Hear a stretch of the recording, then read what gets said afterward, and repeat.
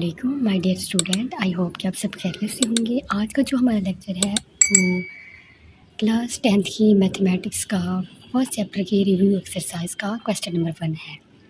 चलिए हम देखते हैं कि क्या है हमारा क्वेश्चन। बिस्मिल्लाहिर्रहमानिर्रहीम।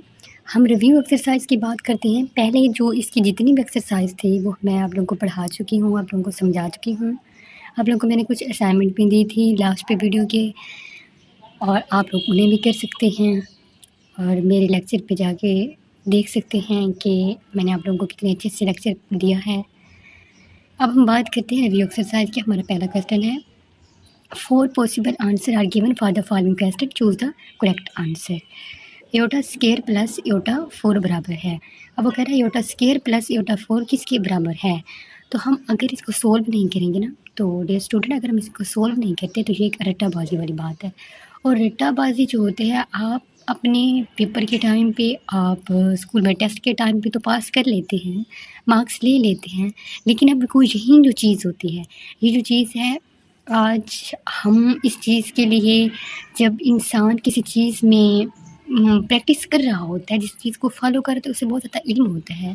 तो देखिए आप किसी भी कंपटीशन के एग्ज़ाम में जाते हैं, आप किसी भी नौकरी के लिए, जॉब के लिए जाते हैं, तो मैथमेटिक्स आपका 10% होता है। फॉर लाइक ऐसा आप पीपीएससी के, एनटीएस के, आप पीएमएस के, सीएसएस के, तो वहाँ आपको इसकी ज़रूरत पड़ती है मैथ की। तो मैथ को अगर आप प्रैक्टिस से करते आए, 9th 10th की मैथ आपको फर्स्ट ईयर सेकेंड ईयर में अगर आपकी मैथ होती है, आप उसको अच्छे से कर लेते हैं, तो आपकी ये जो चीज़ें होती हैं, क्योंकि बेसिक उनने algebra, arithmetic means, ratio, proposition, यही जो चीज़ें होती हैं उन्होंने वही दी, यही चीज़ें दी होती हैं, टाइम, ड्यूरेशन, इन चीज़ों को ही दिया होता है। अगर ये चीज़ें आप अच्छे से कर लेते हैं तो आपके लिए क्या होता है, मुश्किल नहीं होता। तो चलो हम देखते हैं अपने नेक्स्ट एमसीक्यू को कैसे सोल्व करते हैं। कि मैंने आपके लिए पहले सोल्व करके रखा हुआ है एयोटा स्क्वायर प्लस एयोटा 4 की। अभी जो एयोटा स्क्वायर है इसकी जगह -1 आ जाता है, क्योंकि मैंने आपको फर्स्ट वीडियो में बताया था कि एयोटा स्क्वायर -1 के बराबर क्यों होता है, जो कि आप लोग जाके पीछे मेरे चैनल पे जाके मेरी वीडियो देख सकते हैं। तो एयोटा स्क्वायर की जगह -1, प्लस की जगह प्लस आया। अब जो एयोटा 4 है, 2 2 का 4, तो एयोटा स्क्वायर लेके 2 लगा दिया हमने ऊपर, उसका भी square root, double square root ले लिया। अब यहाँ पे -1 का 1 आ गया, प्लस का प्लस। अभी जो एयोटा स्क्वायर है इसकी जगह -1 आ गया, 2 ऊपर का 2 ऊपर आ गया। अब यहाँ पे जाके -1 का -1, प्लस का प्लस आया। अब ये देखिए माइनस है तो ऊपर स्क्वायर रूट है, तो माइनस का स्क्वायर रूट लेंगे, माइनस माइनस से कट जाएगा। 1 का स्क्वायर रूट नहीं लिया तो 1 नहीं आ गया। अभी जमा माइनस का है तो कट गया, तो क्या आ गया, हमारा आंसर 0 आ गया। तो हमने जहाँ पे जाके लगाना है एयोटा स्क्वायर प्लस एयोटा 4 बराबर है, ये जो हमारा सी ऑप्शन है, ये 1 जो है ये ठीक, सॉरी जो हमारा बी ऑप्शन है ये वाला ठीक होगा। क्या आएगा, 0 आएगा, क्योंकि हम इसे सोल्व करके देख चुके हैं। इसका आंसर क्या आएगा, 0 आएगा, ना कि 1 आएगा। 1 क्या है, क्रॉस है। इसी तरह हम नेक्स्ट अपने देखते हैं कि real part of 2 - 3 aorta 2 + 3 aorta. अब भैया एक बार माइनस में एक बार प्लस में आ रहा है, इज वो कहते हैं किसके बराबर होता है, रियल पार्ट किसके है, -3 के है, 1 के है, 4 के है या 13 के है। तो हम इसको क्या करते हैं, सोल्व करके देखते हैं। देखिए हमने यहाँ पे किया 2 + 3 एयोटा 2 - 3 एयोटा। एक बार प्लस में आ रहा है, माइनस में इसलिए a - b और a + b हमने ले लिया। अब ये 2 2 बार है तो उसका स्क्वायर रूट ले लिया, तो यहाँ पे माइनस है, यहाँ पे जमा था, जो माइनस माइनस आ गया। यहाँ पे 3 होता है, यहाँ पे 3 होता है, दोनों का क्या लिया, स्क्वायर रूट ले लिया। अब 2 का 2 लिया, 4 आ गया, 3 का लिया तो 9 आ गया। अब एयोटा स्क्वायर का एयोटा स्क्वायर माइनस था तो यहाँ पे माइनस आ गया। अभी देखिए ना, एयोटा स्क्वायर की जगह हमने -1 ले लिया। अब 9 1 का 9, ये माइनस है, ये माइनस आपस में ये प्लस हो गए, तो 4 और 9 को प्लस किया, 13 आ गया। तो हमारा फिर आंसर क्या आया एमसीक्यूज़ में जाकर, ये जो डी आंसर है, डी ऑप्शन है, ये क्या हुआ, करेक्ट हुआ, 13 है, क्योंकि मैं आपको सोल्व करके दिखा चुकी हूँ कि हमारा आंसर क्या आता है, 13 आता है। नेक्स्ट एमसीक्यूज़ पे चलें तो imaginary part of 2 - aorta 2 + aorta is, वहाँ पे उसने रियल पार्ट पूछा था, यहाँ पे उसने क्या पूछा है, इमेजिनरी पार्ट पूछा है। तो अब हम इसको सोल्व करके देखते हैं। देखिए मैंने आपके लिए सोल्व करके लिखे हैं 2 - एयोटा 2 + एयोटा। अब 2 2 2 बार है, a - b और a जमा b वाला फार्मूला लगाना है। 2 2 2 बार है तो a 2 का स्क्वायर ले लिया, जमा है और माइनस है, जब माइनस माइनस हो जाता है तो इयोटा 2 बार है तो इयोटा का भी स्केयर रूट। अब इयोटा स्केयर की जगह -1 आ गया, 2 का 4 हो गया, ये माइनस का माइनस यहाँ पे आ गया। अब ये माइनस माइनस दोनों जमा हो गए तो 1 का 1 आ गया, 2 4 का 4 आ गया, ये आपस में हुए तो क्या आ गया 5 आ गया। अब ये देखिए जो 5 है, 5 के साथ इयोटा नहीं है तो अगर क्या होता है, अगर इसके साथ इयोटा होता तो ये क्या आता, इमेजिनरी नंबर बनता। अब ये तो बन गया रियल नंबर, रियल पार्ट बन गया। हमने मालूम करना है इमेजिनरी पार्ट, तो इमेजिनरी पार्ट हमने क्या लेना है, यहाँ पे 5 जो है वो हमारा रियल पार्ट है तो 0 क्या होगा हमारा इमेजिनरी नंबर होगा, इमेजिनरी पार्ट होगा। तो इसलिए हम एमसीक्यूज़ में लगाते हैं। एमसीक्यूज़ में हमने जाके यहाँ पे लगाया 0 क्या है हमारा इमेजिनरी पार्ट बन गया। अब हम नेक्स्ट एमसीक्यू पे चलें तो x plus iota Y will be pure imaginary number विन। वो कहते हैं x प्लस इयोटा वाई का पुअर इमेजिनरी नंबर बनेगा। वो कहते हैं जब ये जो x की कीमत है ये क्या बन जाएगी 0। तो हम 0 कैसे बनाएंगे, देखिए मैं आपको सोल्व करके यहाँ पे दिखा रही हूँ। x प्लस इयोटा वाई, अब ये जो x को मैंने किया फ़र्ज़ कर लिया x बराबर है 0 के। अगर x बराबर है 0 के ले लेते हैं तो हमें यहाँ पे क्या करते हैं 0 ऐड करते हैं, x की जगह पे प्लस इयोटा y करते हैं। तो ये जो x की वैल्यू वो 0 आ गई और इयोटा क्या आ गया y, क्या इयोटा y बन गया। तो अब क्या है, जब x की वैल्यू मतलब रियल की जगह 0 आ जाएगी तो वो जो होगा, ये जो इमेजिनरी पार्ट होगा वो इयोटा वाई रहा, इमेजिनरी पार्ट में इयोटा वाई रहेगा तो क्या बन जाएगा, फिर खुद ब खुद जो आंसर होगा, खुद ब खुद आंसर होगा वो क्या आएगा, will be pure imaginary number बन जाएगा। इसका क्या है, इसका बी ऑप्शन क्या है, दुरुस्त है। अब इसकी हम 5 एमसीक्यू में क्या, what is additive inverse of 5 minus 2 इयोटा मालूम करें। वो कहते हैं एडिटिव इनवर्स का 5 माइनस 2 इयोटा हमारे पास है तो अब इसका एडिटिव इनवर्स मालूम करें। तो देखिए एडिटिव इनवर्स जब भी हमने मालूम करना है तो उसमें हमने क्या देखना है, उसमें हमने ये देखना है जो उसका मतलब उसमें हमने नेगेटिव पार्ट को क्या करना है, ऐड करना है, और जो उसका साइन होगा हमने उसको क्या करना है, चेंज करना है। जैसे आप किसी भी रकम का आप साइन चेंज करते हैं या फिर उसका कॉन्जुगेट लेते हैं तो वो क्या होते हैं, बराबर ही है। तो आपने क्या किया, अब ये प्लस का था इसे माइनस में कर दिया और ये माइनस का था इसे क्या कर दिया, प्लस में कर दिया। तो -5 प्लस 2 इयोटा बना और यही क्या हो गया हमारा, यही हमारा क्या बन गया, एडिटिव इनवर्स बन गया। और ये क्या है, डी ऑप्शन है जो कि लास्ट पे दिया हुआ है।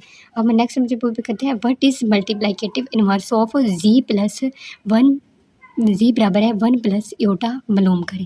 वो कह रहे हैं मल्टीप्लिकेशन के थ्रू, मल्टीप्लिकेशन इनवर्स के थ्रू आपने z बराबर है 1 प्लस इयोटा को मालूम करना है। तो क्या मैंने ये आप लोगों के लिए सोल्व करके रखा हुआ है, मैं आप लोगों को समझा देती हूँ वहाँ पर, फिर आप लोगों ने उसी के अकॉर्डिंग ही चलना है, ना कि किसी और तरीके से करना, ना ही रटे माने। आप एक बार मेरी वीडियोज़ को देख लेंगे तो यकीनन ये आपके लिए बहुत ज़्यादा हेल्पफुल रहेगी। देखिए z बराबर है 1 प्लस इयोटा के। अब हम इसका इन्वर्स ले रहे हैं, मल्टीप्लिकेटिव इन्वर्स का, तो z इन्वर्स लिया बराबर है 1/1 प्लस इयोटा के। अब हमने इसका कॉन्जुगेट लें या फिर इसका साइन चेंज करें तो दोनों क्या होंगे, बराबर ही होंगे। तो 1 माइनस, एक बार हम इसे मल्टीप्लाई करेंगे एक बार इसे डिवाइड करेंगे, इसका साइन चेंज करके एक बार मल्टीप्लाई कर लिया एक बार डिवाइड कर दिया, 1 माइनस इयोटा। अब यहाँ पे 2 बार 1 1 आ गया, ये तो इसके साथ मल्टीप्लाई किया तो 1 का 1 इयोटा का इयोटा ही आ गया, ये तो वैसे वैल्यू ऐसी रहेगी। इयोटा का स्केयर 2 बार 1 1 है, 1 का स्केयर ले लिया माइनस इयोटा का स्केयर ले लिया। अब ये देखें 1 माइनस इयोटा और 1 माइनस -1 आ गया, क्योंकि इयोटा स्केयर की जगह -1 आ गया।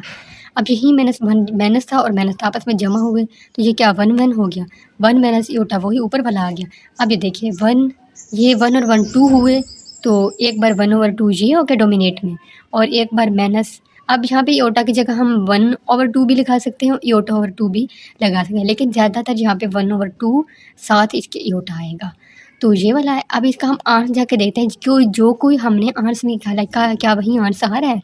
हम इसका 1/2 भी कर सकते हैं, यहाँ पे 1/2 -1/2 और इसके साथ इयोटा भी लगा सकते हैं। इसी आंसर को जाके हम वहाँ पर देखते हैं बुक पे। ये देखिए ये हमारा आंसर आया हुआ है सी आंसर। सी क्या है, हमारा आंसर है 1/2 -1/2 इयोटा इसके साथ लगा हुआ है। नेक्स्ट एमसीक्यूज़ पे हम जाते हैं।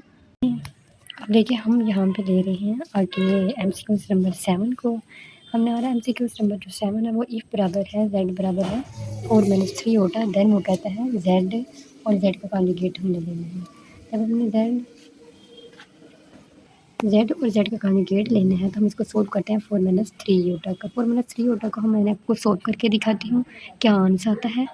देखिए 4 - 3 होता जेड को जेड का कॉन्जुगेट क्या है। एक बार जेड की जो वैल्यू वो दी गई है, आपने जेड कॉन्जुगेट लेना है तो उसका क्या करना है, साइन चेंज करके 4 माइनस था 4 + 3 होता ले लिया।